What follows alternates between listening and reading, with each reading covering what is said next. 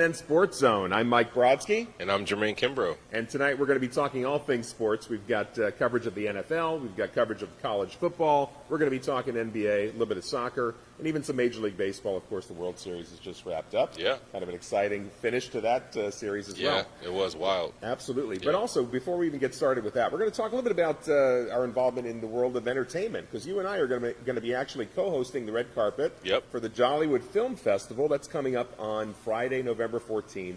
Starting at 6 o'clock p.m., we're going to be live streaming this on Florida National News. So tune in Friday the 14th if you want to see us, our red carpet coverage tune in. of the Jollywood Film Festival. And also, from the world of entertainment, we have kind of an exciting contest for our fans out there that might want to see a movie premiere. Free tickets for the movie premiere of Rekindled for Christmas. Thank you, Naomi, for helping us with that. The movie premiere of Rekindled for Christmas coming up on Saturday, November 15th. It's a little film that was shot here locally in Central Florida. I'm in the background of 3 different scenes in that movie, actually. But for those who check you out. Check me out. I'll be there for the red carpet and for the movie premiere. The movie itself starts at 1:30 p.m. on Saturday, November 15th, and the red carpet starts at 12:45. This is taking place at the Regal Cinemas, Waterford Lakes. So thanks to Renell Golden, the producer who actually provided us with 5 pairs of tickets to give away to our fans, our viewers who are watching right now. If you'd like a chance to win tickets for the movie premiere of Rekindled for Christmas, all you got to do is share this sportscast, this FNN Sports Zone podcast. Share it on your social media, share it on Facebook, tag a friend, and you'll get entered into this particular contest to win a pair of tickets for Rekindled for Christmas. Pretty simple. First five people to share. Well, we'll do, if we get more than 5 entries, then we'll make it a random draw. How about that? We can randomize it. We'll do it that way, a little randomized. We'll say enter before Wednesday at midnight. Wednesday, November, what are we on? Yeah, November 5th. Monday. Yeah, so we'll say Wednesday, November 5th. At about midnight, we'll say, okay, Yeah. anybody that enters by November 5th, you get entered into the contest, and then we'll let you know. We'll reach out to you if you won a pair of the tickets and let you know how to claim those tickets. All right, but let's talk some NFL. I wanted to start with the Jaguars because that was kind of an exciting game this weekend for the Jags. Jaguars beat the Raiders 30-29. It was a very exciting game for those who were watching. In the process, Cam Little set a record, NFL record, with his 68-yard field goal, the longest in NFL history, breaking the record held by Justin Tucker at 66 yards. He got that one back in 2021. And tough game for the Raiders. I mean, they lost when they kind of failed to score on a 2-point conversion in the final seconds of overtime.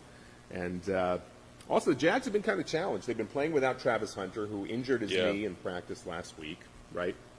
And he's going to be missing at least 3 more games with that knee injury. Trevor Lawrence ended with 220 yards, no passing touchdowns, though he did manage 2 rushing touchdowns. He had an interception in there. Geno Smith for the Raiders threw for 284 yards and 4 touchdowns, plus an interception. Still wasn't enough, so the Jaguars beat the Raiders 30-29 in that one. And coming up, the Jaguars are going to be playing the Houston Texans on Sunday on the road in Houston. Before they return back to the bank on November 16th. I'll be covering that game for the Jags when they come back to Everbank on the 16th. Okay, all right. So, winnable game there. Well, yeah, it should. Hopefully, we'll see what happens. So, yes, but the Jaguars are 5-3. They're looking good enough to maybe sneak into the postseason. Let's hope. But no Travis Hunter. No Travis Hunter, and as you mentioned, I think one of your fantasy football players was maybe. Dammy Brown. Yeah, he was also added. I noticed there's quite a few injuries right now. Yeah. The Jags have some injuries they're dealing with, so I think they're going to be leaning a little bit more maybe on Travis Etienne to pick up the slack, hopefully, and maybe continue his winning ways for the Jags. And let's move on to the Denver Texans game. Speaking of the Texans, Denver beat the Texans 18-15. Broncos are hot. They're on fire. I mean, they won their 6th game in a row. Bo Nix, right? He's leading the way.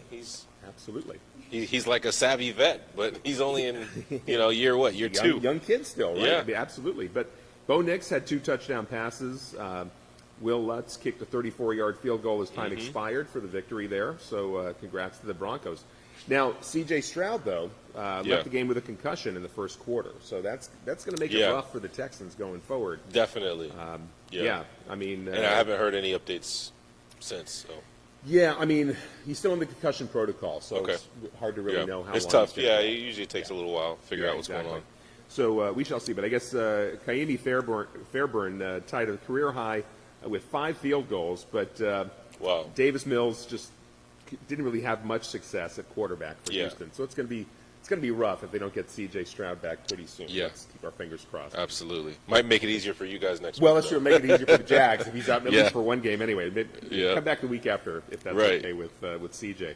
But let's move on also to the Steelers game. Steelers over the Colts, 27-20. Yeah. We've been talking this season about the Colts have just had been on fire, but the Steelers Yep. figured out how to beat them. Yeah, they got him. I mean, it worked out for him because, man, I mean, between Jonathan Taylor and just the offense in general just being pretty much lights out all season. I mean, this is the first time we've really seen Indiana look, the Colts look actually like normal, like not, Indianapolis can be beat. Yeah, I mean, they can they're be not- beaten. Yeah. They've been having an amazing season. They're still Yeah. 7-2. They're still 7-2, but Right. they did lose. Jalen Warren ran for 2 touchdowns. Pittsburgh forced 6 turnovers to snap their own 2-game losing streak. So Pittsburgh's now at 5-3, and Daniel Jones. I mean, he was sacked 5 times. And, forced into 5 giveaways.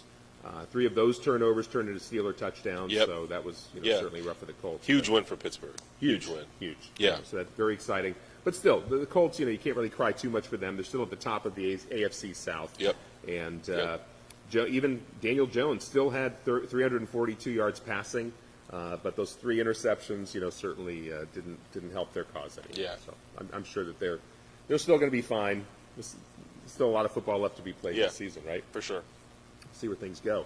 Now, another game that you and I were talking about just before we went on the air here, the Bears over the Bengals, 47-42. I mean, that was just shootout. Total shootout, right? Yeah. And, Caleb Williams connected with Colston Loveland for a 58-yard touchdown with 17 seconds left. Yeah. It was one of those, like, just kind of bounce around plays. It was just, they just couldn't tackle him. Yeah. Just a bad wrap-up, bad contain on the defense. And it's unfortunate, he spun out of it, and there's just no catching him. Yeah. So that was it right there. That was lights out. It was quite a game. I mean, for the Bengals, I mean, obviously Burrow's been out still, but Joe Flacco, 40-year-old Joe Flacco, managed to throw for a career high 470 yards Crazy. and 4 touchdowns, but it still wasn't enough. Still wasn't enough on that Bears defense. I mean, it was just, they were back and forth. Everyone, from what it seemed like, it looked like it was going to be Joe Flacco's day, like he's the hero of the day. And, I mean, he almost pulled it off, but, I mean, what else can he do at that point? I mean, the defense just has to get that one stop. Yeah. I think they only had about 30 seconds left or something, and, they let that one get away. It was a crazy end of the game. I mean, the game featured 3 touchdowns just in the last 2 minutes, right? Mm-hmm. So you had the 2 lead changes in the final minute.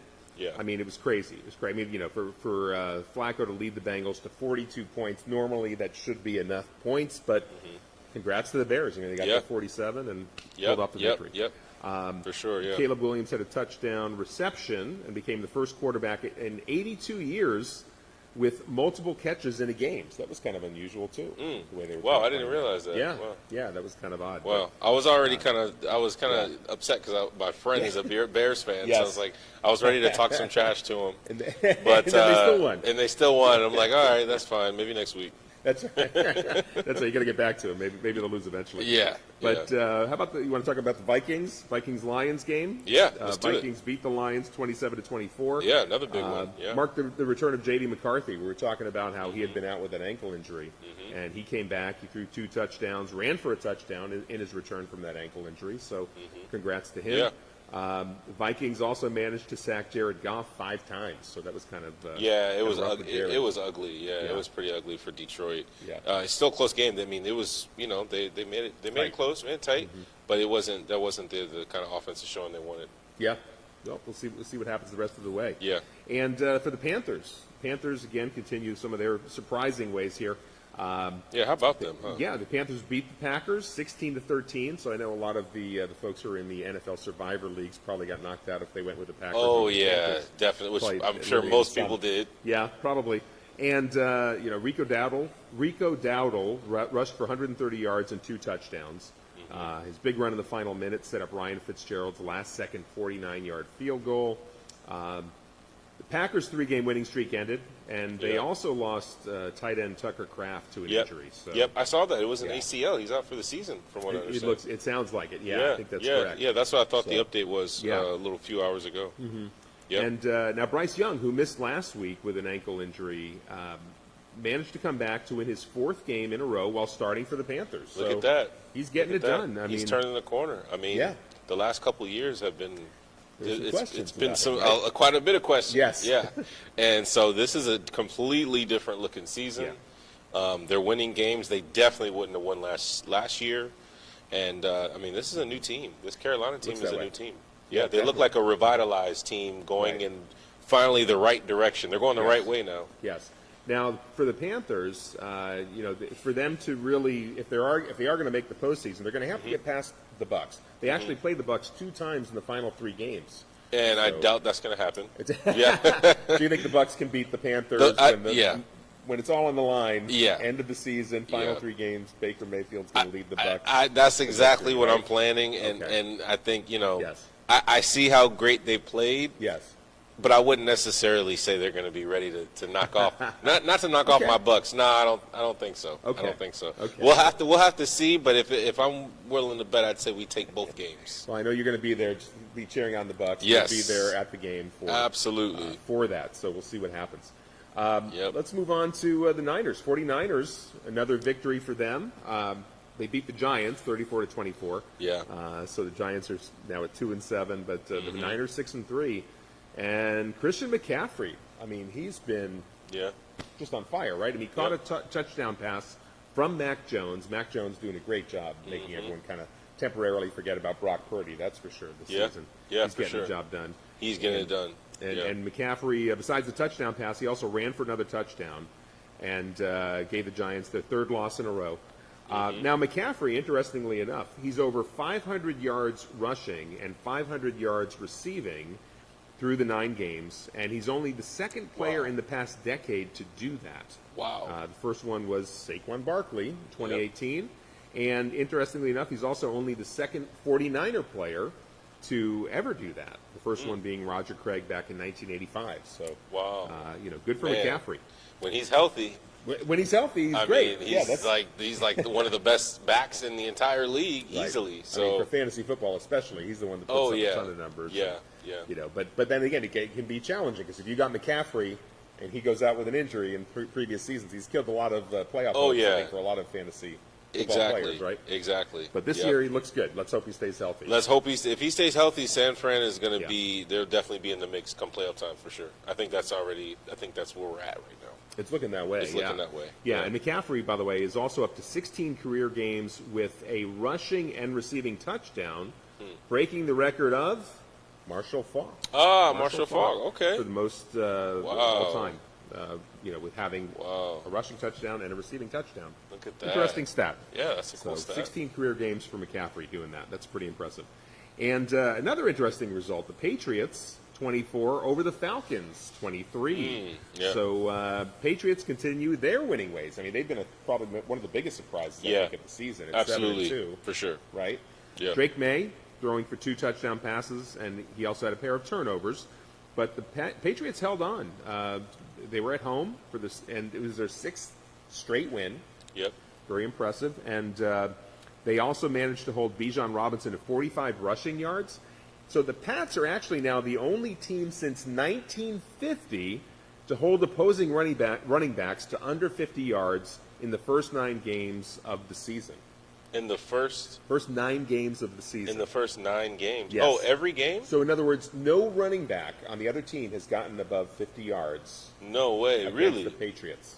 Wow, so their run defense is actually that good. It's that impressive, yeah. I mean, I didn't realize 9 games straight. Yeah. Wow. Yeah, and it's been since 1950. I believe it because I mean, it's a whole. That never happened. So wow. So credit to the Patriots. That's huge. Defense. That's a big time stat right there. That's big time. Absolutely. So now we know for sure. That proves. All right, New England's defense. you're not going to likely be able to run the ball on this New York defense. Seems that way. Seems that way. Unless anyone England goes down with an injury, they're looking pretty good. Yep. And Michael Penix threw for 3 touchdown passes to Drake London for two. Penix had 222 yards passing, but Parker Romo, of course, missed the extra point, and that's kind of what killed them. Yep. I noticed that too. It went wide right, I believe it was. Yep. Yeah. So bad field goal. Not good. Unfortunate. Not good. The Chargers 27 over the Titans 20. Justin Herbert with 250 yards and 2 touchdowns. Also ran for another touchdown. Chargers won for the 3rd time in 4 games. The Titans had 6 sacks and a pick 6 and a punt return for a touchdown, but they still lost their 4th straight. So Titans are now at 1-8. Not looking too good. All of that for 10 points. 20 points. 20 points. 20 points. 20 points, actually. Oh, okay. Chargers 27. Yeah, Chargers 27. Titans 20. Yeah. Well, that's right. There we go. There it is. Yeah, for 20 points. 20 right, points. There we go. 20 points. Yeah. But, wow. Yeah, and then I okay. guess. Must needed win for the Chargers. Definitely. Yeah. Definitely. And a couple of other games. The Rams 34 over the Saints. There we go. 10. That was, I think it was the 10. I was a little bit ahead. You're jumping ahead of the Saints game. Let's look at that one. Yeah. So this actually marked the debut of rookie quarterback Tyler Show. We were talking about this. How maybe they were going to get rid of Spencer Rattler for a little while and give Tyler Show a chance to prove himself. Yep. He didn't really prove much. I mean, he did have 176 yards passing. He had a touchdown. He had an interception. On the other side, of course, Matt Stafford threw for 281 yards and 4 touchdowns. Yeah, I mean, hard to beat. It's hard to beat. Yeah. Puka Nacua finished with 95 yards receiving and a touchdown. I heard he had an injury though. I heard he went out. Maybe he came back, but I heard he went out. At one point for an injury. Oh, he may have, but I'm not aware of any longer-term injuries. So let's hope it was a minor injury. I would assume that's what happened. Yeah, I just noticed an update when I was watching the games. But I'm glad that's good. Yeah. If you didn't hear it, then that means he must have came back and finished it. I didn't watch the whole thing. Yes. But yeah, I mean, man, New Orleans, no answer. They got no answer at quarterback right now. Sadly, no. It's been a rough season for the Saints. So maybe they'll figure it out, but I don't know what the answer is. I think they're going to have to go back to the draft this year and hope they draft somebody spectacular. Right. Maybe some offensive line help too would help them. But on the Rams also, Devontae Adams ended up with 60 yards receiving and 2 touchdowns. So props to him. Two more touchdowns. Hopefully he was on some fantasy teams and got some points for some folks. Now, of course, one of the big games last night was really the Chiefs Bills, right? Yeah. Or yesterday afternoon, I should say. The Bills 28, Chiefs 21. Josh Allen won his 5th straight regular season matchup against Patrick Mahomes, so that was kind of interesting. Allen had 273 yards passing. He had a touchdown on 23 for 26 passing. I mean, really just an amazing percentage there. 23 for 26. 23 for 26. Wow. 23, that's pretty spot on. That's pretty, yeah. And he also ran for 2 touchdowns as well. So I know we've kind of talked about his running ability. I'm so surprised it was 5 in a row. So 5 in a row in the regular season. In the regular season against Mahomes. Yeah, but in the playoffs, that's where Mahomes gets him. That's where Mahomes gets him. He can never beat him in the playoffs. The Chiefs, I mean, they own the postseason. Yeah, right? For whatever reason, they seem to own the postseason, yes. Yeah. So that's been the challenge. But in the regular season, interestingly enough, 5 straight victories over Mahomes. So good to know. I wonder what the stat is for the playoffs. Because I'm pretty sure the Chiefs, I don't know. I don't think they've beaten the Chiefs yet. They've beaten them yet. I don't think so. I can't think of any time that they have. I remember Patrick Mahomes owning Josh Allen in the postseason, pretty much. Seems that way. Yeah. So let's see. Maybe this is the year. This could be the year. This could be it. See. But then again, Mahomes, interestingly enough, I mean, we talk about, basically Josh Allen being 23 for 26. Mahomes, 34 passes. You know how many completions?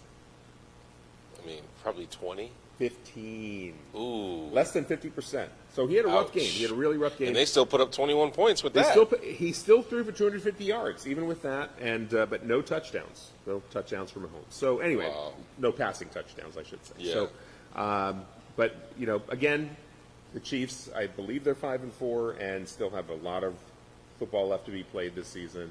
And, let's face it, they're still going to be in the postseason. Oh, yeah. We know the Chiefs are going to figure out a way to They're going to find a way. They'll get in there. Yeah. So the question is, can they get past Allen? Let's see. To make it to the Super Bowl? We'll see. Let's see what happens. But Seahawks 38 and your Commanders 14. Yes. You want to talk about what happened? That was a brutal, brutal injury for anybody that was watching. Yeah, it was rough. I mean, I'll start with, first of all, just awful defensive play. We've seen it, week after week at this point. We're not getting a lot of help from our defense. And offense, nothing but injuries as well. So we just got injuries all over the board right now. And it was a bad game just from start to finish, honestly. Some turnovers, just a lot of 3-and-outs, 4-and-outs. So we never really got into a rhythm on offense. Yes. And due to that, and due to the offensive production on the other side with Seattle, it completely threw off Dan Quinn's offensive scheme, and then we were just forcing it. And then you could just tell we just never got comfortable into a rhythm. So, I mean, the game was already out of reach at this point. Yes. Now, we fast forward to the fourth quarter, and, we're down 31 points at that point. I want to say it was like 38-7. And, we're lining. I mean, first of all, we punted on just the drive before that. Yeah. And just shows, okay, we're conceding the game at this point. You're not going for it in the fourth quarter down this much. You're saying, okay, the game's over. So there's, Dan Quinn's taking a lot of heat right now because we get down. I mean, he's got Jaden Daniels in the game. This is your franchise quarterback, of course, right? Yeah. And there's people already questioning why is he still in the game. I mean, we love Jaden, we love watching him play, but they mathematically cannot win this game. So now we're down here, we're at the goal line, and Jaden Daniels takes a snap. It was a triple option play. He didn't have the pass, he didn't have a handoff. He chose to just roll out to the right and run it himself. Yeah. He ends up getting bent up. He gets tackled, falls on his arm. And his elbow, now that we know, was dislocated. Yes. And so just a gruesome shot here. If you did see this happen, or if you looked at it, it's an ugly injury. So look, just viewer discretion advised if you check this out on YouTube or whatever. Yeah. But his elbow comes completely out of place, and now that we know that there was no break, thankfully. To all Skins fans and to Jaden Daniels, but it was a dislocated elbow. We have no idea yet how long he'll be out, but he was obviously done for the game, and Mariota was able to take it in for the next or the running back rather, whoever we brought in after that brought in. It was actually Christian Hernandez that brought it in.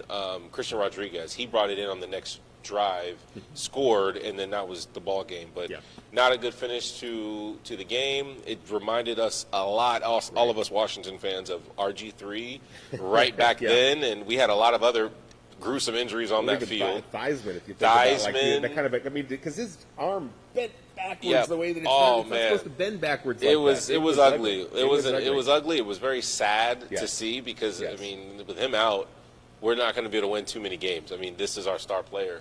So it was rough. It was a hard watch for sure.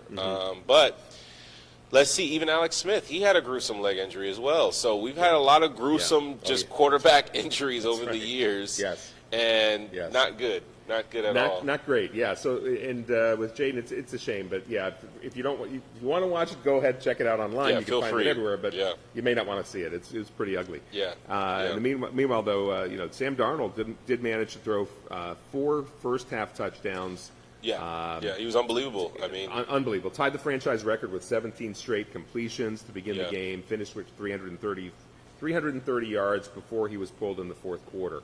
Yeah. So and he was pulled in the fourth quarter. He was pulled in the fourth quarter to avoid injuries like what happened to Jaden Daniels. Exactly. So that was unfortunate. Exactly. But, rough. So Dan Quinn is under fire. I'll just finish with there's a lot of talking, and he has owned up to it, and he said it's on me. Yeah. He did own up to it. He said, yes, he could have pulled him. He could have whatever, and he has owned up to that mistake. Yes. Now, now at this point it's a little too late, but Yeah. this is where we're at. So let's see what happens with the future of Washington. Well, I know we were also chatting about, even with Daniels, in theory, maybe he becomes healthy enough that he could come back because it was his Right. non-throwing. Correct. But even Correct. still, maybe he comes back in time for like the final week or two of the season. Maybe. Yeah. Even then, would you even bring him in unless they're really Yeah, in contention? yeah. And right now, for the playoffs? what we're seeing is possible he could come back Yeah. between 3 to 6 weeks on the good side if things aren't too bad, not too much ligament damage, etc. Mm.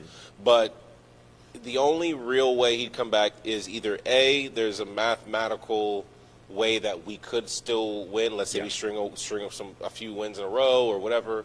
If there's a chance we can get into the playoffs, he would definitely play. Or look, the coaching staff may just want to see him get out there if he's Yeah. like for sure ready to go, to have some positivity going into the next season. True. He still is a second-year quarterback. They're going to want to see that development for him. So if it really makes sense and he is healthy, Yeah. and they can protect him, the O-line's holding up, then they'll probably put him back out there the last couple of games. Yeah. If it makes sense. So they're gonna reevaluate, and hopefully if we get more people back from injury, Yes. that's another incentive. Like, okay, he's got people to throw to, he's got Right. the guys to protect, etc. So there's a few different variables to that. So in the meantime, I guess fingers crossed for Marcus Mariota. Let's see if maybe he can Come on, Marcus Mariota, rejuvenate that career. get us a couple wins, just get us something, Absolutely. something to be happy about. That's right. And we'll kind of flash back briefly. Thursday night, Ravens 28 over the Dolphins 6. Lamar Jackson, of course, returning to the field, having 4 touchdown passes in his return from that hamstring injury. So good to see he's back on the field. Yeah, And meanwhile, yeah. troubles just continue for the Dolphins and for Tua. It's just I don't know what it's going to take to get the Dolphins Yeah, back on that's track. bad. Yeah, 6 points. Yeah, and then of course tonight, Monday Night Football, Arizona at Dallas, starting at 8:15 p.m. And of course on Thursday coming up, we've got the Las Vegas Raiders at the Denver Broncos, and that game also will kick off at 8:15 p.m. So that's coming up on the 6th. But let's move over to a little bit of college football. Let's talk some college here. Let's do it. Kind of a rough weekend for Florida fans, that's for sure. You had the Miami Hurricanes losing to SMU 26-20 in overtime. That was unfortunate for Hurricanes fans. UCF blown out by Baylor 30-3. Yeah, that was bad. Gators lost to Georgia 24-20. Now you could look at it and say, well, they only lost by 4, but Gators fans aren't happy with that. I mean, Right. Obviously Georgia, they're tough. They're at number 5. So it was you kind of expected Georgia to win, really. Right. The way the Right. Gators season has been going, but But it was right there, though. it was so close. It was so close. Could have gone either way. Now, on the bright side, Seminoles fans can rejoice that the FSU beat Wake Forest 42-7. So, congrats to FSU for getting the state of Florida at least one victory this past weekend. Anyway, so we'll take that one Against Wake Forest. against Wake Forest. That's right. North Carolina. No, yes, so a little bit of ACC action. Now, of course, my Duke Blue Devils was very happy to see them beat Clemson. That was very exciting. Oh, That kind of yeah. last-minute victory. Man. Shocking that they were able to pull it off, but Crazy. they did. And What a win for you guys, huh? that was big. Apparently, it had been a long time since Duke had actually won a game in Clemson. So at Wow. Clemson, that was fantastic for the Blue Devils. Meanwhile, in the top 25, you still got Ohio State at number 1, Indiana at number 2, Texas A&M at number 3, Alabama at 4, Georgia at 5, Oregon's number 6, Mississippi's at 7. And then you had a bit of a shakeup because of some of the losses that you saw this weekend. But number 8 is now BYU, number 9 is Texas Tech, and number 10 is Notre Dame. So All right. Notre Dame's back in the playoff contention the way that things are going. So we shall see how the rest of the All season right, look plays at out. that. And Georgia Tech also dropped to number 16 after their first loss to NC State. And Miami, by the way, after their loss to SMU that we talked about, they're now at number 18. So they've dropped a little bit further back. But let's talk a little bit about NBA basketball, right? Let's do it. NBA season just getting underway. Let's do And it. we've got our NBA correspondent, Sebastian, to join us. Welcome, Sebastian. Hi, guys. Good to How have you you doing? here. Thanks see for you. coming to join us, of course. Welcome, We appreciate welcome. it. And we're gonna kick it Yes. old school. We got the old school mic. You get to sure, still for sure. want that. So not as old school, but we're gonna pass it back and forth this time. Yes. Yeah, that sounds good. No worries. Before we get into NBA, I want to talk a little bit about MLS. Okay. Some Inter Miami, because that's our Florida team now. Unfortunately, Orlando City, maybe next season, you know. To start off, Inter Miami versus Nashville SC. They were at Nashville. Yep. Okay. Unfortunately, we took an L. Final score was 2-1. Nashville's Sean Surridge converted a penalty in the 9th minute. So an early start for them. Okay. Right before the game, halftime, Nashville's Josh Bauer scored in the 45th minute, right before the half. So already Miami's looking like, oh no. But it's like when you get down at the half, it's hard to come back from. Yeah. But unfortunately, at the last minute, the 90th minute, Messi comes in and scores, but it was already too late. Right. So going into it, just from what I saw, Nashville dominated early and mid-game and had way more possession. It was not way more possession. It was 60% possession. Okay. And that momentum with 2-0, you know, you can't at the half you can't really do anything about that. Right. And then now there's a game 7. There's not a game 7, a game 3. It's best of 3, how the playoffs work for them. And so that's to be played on the 8th at Chase Stadium in Fort Lauderdale. So we're looking forward to that this coming Saturday. Yes. Yeah, on the 8th, yeah. But let's also talk a little bit of women's soccer. Oh, Because for actually sure, here in yeah. Orlando, the Orlando Pride, are going to be hosting the Seattle Reign this Friday to start the National Women's Soccer League playoffs. That game's going to be at 8 p.m. So it's the first round of the playoffs, quarterfinals, and let's see if the Pride can repeat. The Pride are the reigning champions, so if they can win it again, that would be phenomenal. That'd be awesome for Orlando. That'd be awesome for Orlando. Let's hope that they can do what the Dodgers did. We'll talk about Major League Baseball a little bit later. Oh, no. But, yeah. Don't get me started on baseball. We'll save it for later. Yes, for sure. So getting into the NBA, just a few little headlines to cover. Brooklyn Nets unfortunately hit a 0-6 start. They have not won a single game.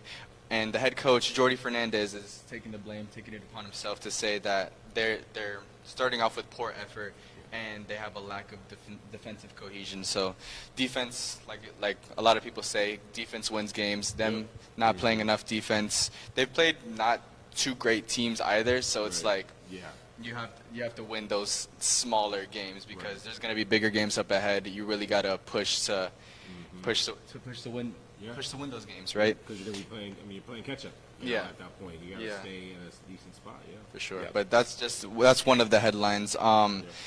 Joel Embiid, I don't know if you guys saw, he got fined $50K for a lewd gesture. He did one of these, like one. It was the officiating motion that went for a blocking foul, Gotcha. and they You don't took have it. to show us the whole You have to demonstrate, Yeah. We don't have to find you. No. That's right. Please. But yeah, he claimed on I believe it was Twitter saying that it was just the officiating motion. He had just got blocked as a foul, so he wanted to show off the show kind of like He tried to get express out of it. it. Yeah, He tried. he tried his Right. but no. Unfortunately for Joel Embiid, $50K is like 10 cents to him. Yeah. That's cool. It's But some change for him. yeah. But that's something that happened. You know, you just gotta control yourself on things like that, and it goes to show that even the smallest things in your mind can be big things to other people. You know. Yeah. So yeah. All eyes are on you on these games, and when you're technically celebrities because so many millions of people are watching these games. So anything you do will be held against you if Yes. shown wrongly. Just ask Ja Morant, right? Yeah. Yeah. So Suns defeat Spurs, handing them their first loss. You know. Yeah. Unfortunately for the Spurs, they're starting off great. Just one loss, you know, it's not going to do anything to them. Wemby's still having a great season. Thunder, now that leaves the Thunder being the only undefeated team, with Shea being the Western Conference Player of the Week. So congratulations to Shea, along with Tyrese Maxey being the Eastern Conference Player of the Week. Yeah. Unfortunately, they played us, and Maxey just went crazy on the Magic. That was the game last Monday that I was able to watch the ending of the game, and I was like, they can't guard him. Right. So we'll get a little bit of that. But before we talk about Maxey, I wanted to mention that during one of Shea's games, the OKC games, his house was actually broken into in OKC. So that's very unfortunate. His loved ones are thankfully safe. Everybody's good. But that really goes to show that, you know, it could happen to anyone. It's unfortunate, but the best thing is that his family's safe. Everybody's good. Sure. I mean, that's been a problem in recent years, that more and more players, more and more athletes are having their homes broken into during big games, right? I mean, that's just it's awful. And you know what? It kind of makes sense not to put too much thought into this, but when you're, like you said, public figure, they understand when you're not home during these games. A crazy person who wants to go into someone's house, that they're gonna know when you're not home. You're not playing. Right. Exactly.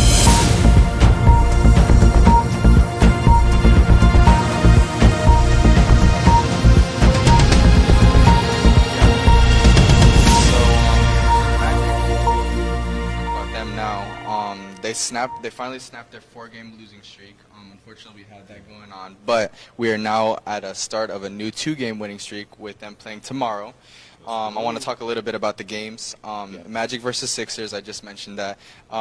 Franz had 22 points, Banchero 32 points, Desmond Bain 24 points. So our big three were producing. Right? Producing. Yeah, they're looking good. Yeah, but unfortunately, Maxey had 43. Yeah, Maxey really came out and showed that he means business. He earned that Player of the Week. I'll say that much. Right. And then VJ Edgecombe, he's still balling. He's a great rookie. 26 points for him. So that was a good game. I watched that one. That was very fun. Yep. And then another loss with the Pistons, 116-135. Paolo had 24. Franz had 22. But Cade Cunningham just came out, scored 30. Jalen Duren with 21. So that was another loss for us, the Magic. Then we finally got our first win after four losses against the Hornets, 123-107. Franz had 21, Banchero with 20, and Anthony Black with 20. Actually, no, everybody. I'm looking now. A lot of people scored more than 10 points. They're starting five. They're all balled out. They look good. All in double figures. Good. Yeah. Franz with 21, Banchero with 20, Anthony Black with 20, Tristan Da Silva with 19, and Wendell Carter Jr. with 18. So they all produced. They all did what they had to do. And you could tell when I mentioned the next game, they're really starting to get back on their footing and their offensive footing, what they've been seen and they need to work on, and you could tell that they're really starting to get their footing and get their chemistry going.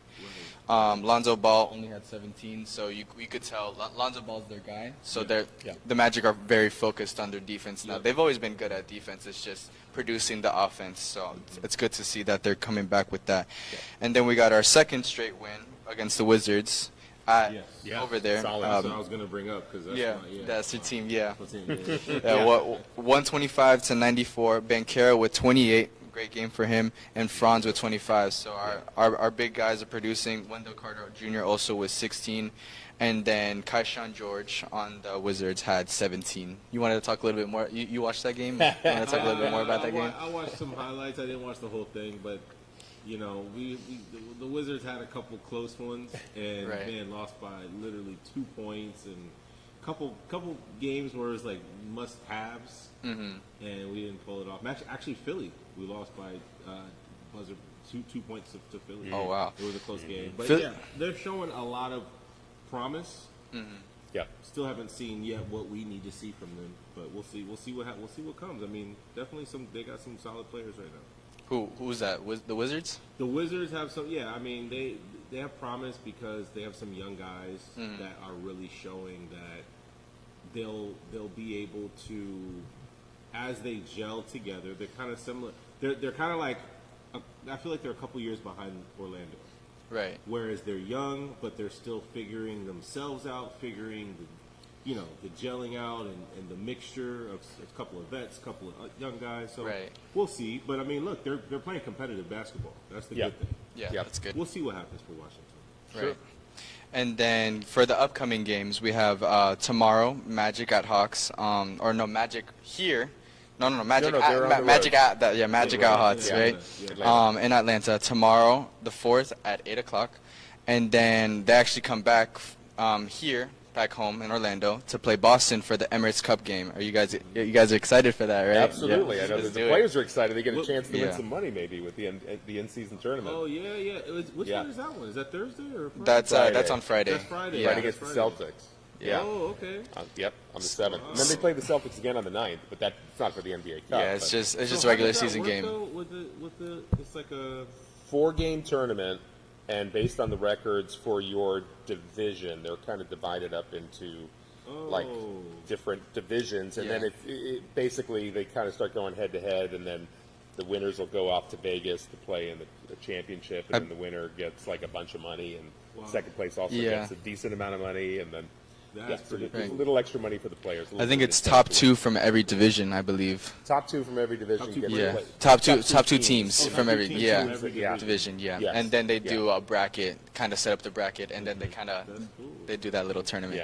But it's gonna be a good couple of games, and I'm really excited for the upcoming season. Looking forward to see what the Magic do in the in-season cup. Hopefully we could get a win against Boston. Let's hope. And for the Hawks game too, by the way, Trae Young is out. So maybe that improves the Magic's chances of actually winning. Yeah, because I think it was 2 weeks ago. Trae Young, in the 2 weeks ago he played us, and he was balling it against us, and he really showed out in that fourth quarter. So hopefully this can turn us around. Unfortunately, Trae Young's out for them, but fortunately for us, let's hope we could get a win with tomorrow. Yeah, that's right. We'll take a victory any way we can get it. Right? For sure. Magic. Yeah, absolutely.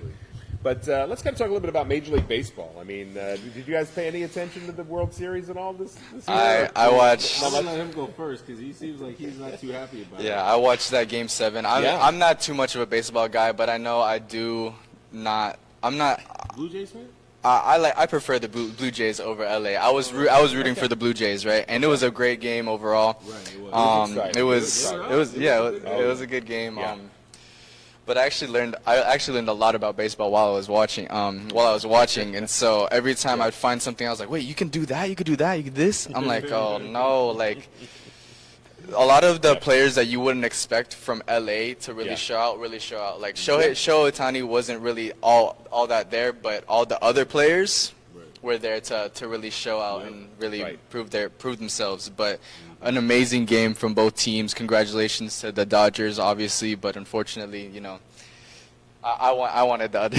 I wanted the Blue Jays to win. You didn't have any money on them, right? No. Okay, no money involved. That's all right. That's the good news. Okay, good. But it was an interesting game. I mean, certainly, the fact that you had, Yoshinobu Yamamoto. I'm going to mess up his name. Yoshinobu Yamamoto was the MVP. And what was amazing is that he had pitched in Game 6, and then he comes in relief in Game 7 and got the last 8 outs for the Dodgers. So very impressive. Very. I mean, no rest really. I mean, that's really unusual. But I mean, you had a lot of the Dodgers, and even on the Blue Jays too. You had folks that were coming back that had just played or that had pitched like even the day or two before, coming in relief because the game did go extra innings, went 11 innings. And you had, Will Smith's home run, top of the 11th to win it. That was amazing. That was a great. It was kind of interesting. Clayton Kershaw was actually he is retiring at this season. At least he announced that he's going to be retiring at the end of the season. And he was in the bullpen, ready to come in, and kind of didn't even realize that the Dodgers had just won and that he didn't even need to come in to pitch. But it was when the Dodgers had that victory, it was basically the first time that you had back-to-back World Series champions since the Yankees back in 2000. So it's been 25 years since you had a repeat winner. And so congrats to the Dodgers for that. Now, there was a very interesting stat, a little something that I thought I'd share with you guys and with our viewers here. But, there were a couple of very key Dodgers home runs because in the 9th inning, you had Miguel Rojas hit a home run. And then, of course, Will Smith with that home run in the 11th. Interestingly enough, do you know who caught those 2 balls? Happened to be a father and son. Happened to catch those 2 home run balls. A father and a son caught those balls. And apparently the father, he actually had brought along a fake ball because when he caught it, he pocketed the good ball, and threw back the fake ball just so that the Blue Jays fans would kind of see him throwing it back. Smart. And then, of course, the son catches the ball. It's like he's not throwing that one back because he knows this could be like a very valuable ball. So anyway, congrats to those guys. He didn't have the reserve ball. He didn't have a reserve ball on him. So he had to throw it back. The father's ball. I mean, it's like they kept those balls. So because you figure, obviously, I'm sure some Dodgers fan would probably pay $1 million. I don't know. What are those balls worth? I don't even know. So anyway, congrats to those guys. They were both Blue Jays fans. Father and son. Blue Jays fans. So unfortunate because they were watching their team lose, but. monetarily, I think they're going to be compensated. They'll make their money back. Perhaps, they'll get some money out of it if they decide they want to sell. Positivity there. Something, So something positive may come out of it. I think they had a better night than they anticipated. So. That's right, at least financially, anyway. Yeah. But and also kind of some interesting stats that I'll just kind of share here. There were only 2 players in Major League Baseball history who, in a single postseason, ended up with 12 extra base hits, 12 walks, and 8 home runs. Those 2 players played in this World Series. It was Vladimir Guerrero Jr. and Shohei Ohtani. So congrats to those guys. Very impressive for both of them.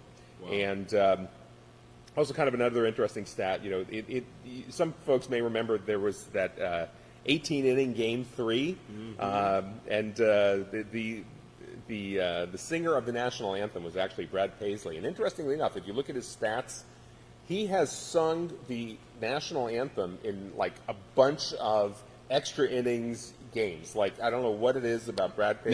Maybe it's his fault. Could be his fault. It's the curse. That's why the game went in 18 innings.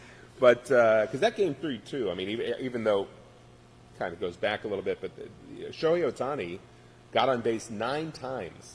9 times in that game, which is really unusual. It's crazy. Mm-hmm. But congrats to the Dodgers. Obviously, they pulled it off. Yeah. It was definitely a team effort. Yeah, huge win for huge for LA, and I think also too. I mean, it was honestly one of the most exciting Game 7s. Right? Oh yeah. To the back and the fourth, and just the clutch hitting. There was some great pitching, great everything. I mean, it was honestly a very exciting game. Yeah. And it'll still go down as a historic Game 7. Yeah. I mean, look, it definitely looked like the Blue Jays were going to win it. And then just at the last minute, Dodgers pulled it out. Yeah. And, I mean, so it was an exciting, for any baseball fan, you got to be excited about a game like that. Yeah, absolutely. Yeah.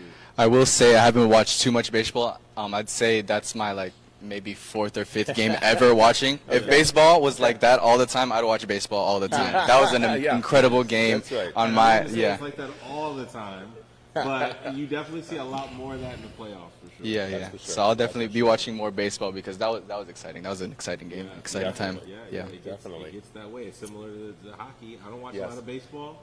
But I definitely start watching a little more in the playoffs. Yeah. And when hockey comes around, I'm watching my hockey in those games too. I watch my Caps and my, and of course my Florida teams. I'm watching. Sure, of course.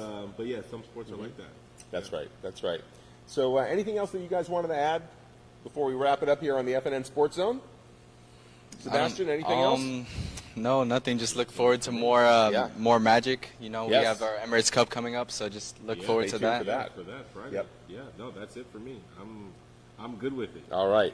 Terrific. Well, I'll just kind of mention one more time for those who might have missed the beginning of the Sports Zone podcast here.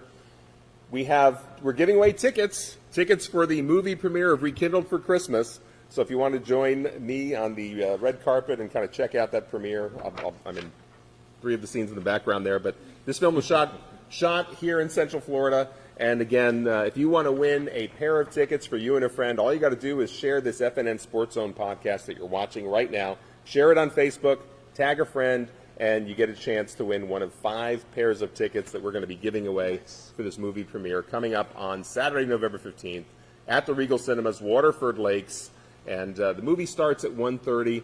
And the red carpet will start at 12:45 that afternoon. So if you want to come and join us, that would be fantastic. And free tickets. So this is the first contest we've done. Anything like this. So it's free. It's free. It wouldn't hurt to enter. Free to enter. And if you win, we'll reach out and let you know how to get your tickets. So and plenty of restaurants and ice cream shops and all kinds of stuff around you can go to. Oh, that's true. Waterford Lakes. You can make it a date night. Absolutely. Nice little afternoon. It's a day because it is a 1:30 screening. You'll be done by like 3:30. You have a nice little afternoon for yourself. Really? Yeah. I think the run time's about an hour 39. So even though there might be a little bit of intro kind of stuff, you'll be done by 3:30, 4 o'clock, no problem. So anyway, thank you for joining us at FNN Sports Zone. I'm Mike Brodsky. I'm Sebastian Yepes. And I'm Jermaine Kimbrough. And we'll be back next Monday at 6:30. Stay tuned for more and keep it on Florida National News all the time.